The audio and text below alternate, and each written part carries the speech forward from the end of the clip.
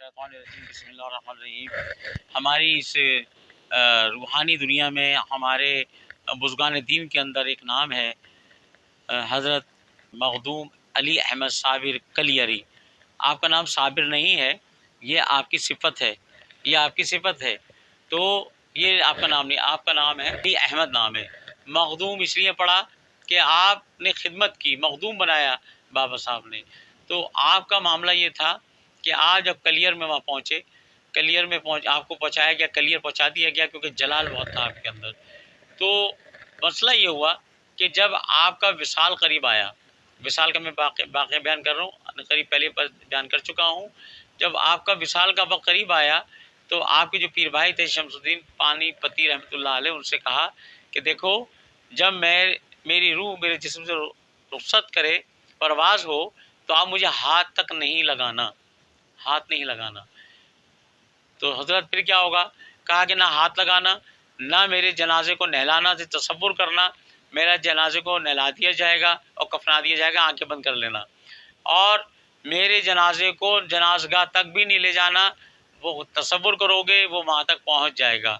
और नमाज जनाजा जो है वो एक शख्स आएगा जो नकाब उसके डली होगी और वो पढ़ाएगा, आप लोग कोई नहीं पढ़ाना, ठीक है। ये कहकर आपकी रूह परवाज़ कर गई। तो एक शमशीर हैदरी वहाँ घूम रही थी कि आपके हज़रत के जिस्म मुबारक को कोई हाथ ना लगाए।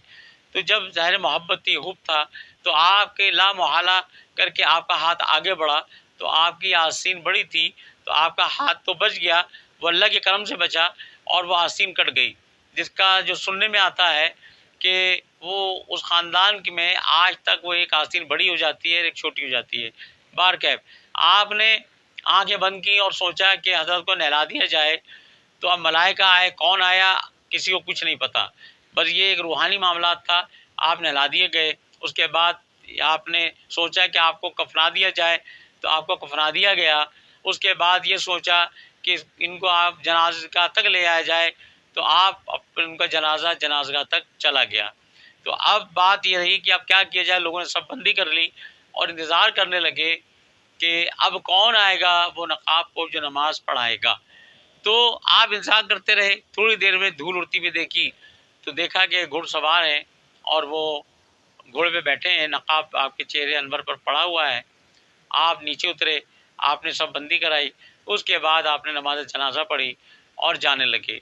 तो आपने शमसुद्दीन पानीपती रहमतुल्लाह अलैह ने अक्सर वो पूछा करते थे कि हुजूर ये बताएं फ़ना और बक़ा क्या चीज़ है, क्या होता है?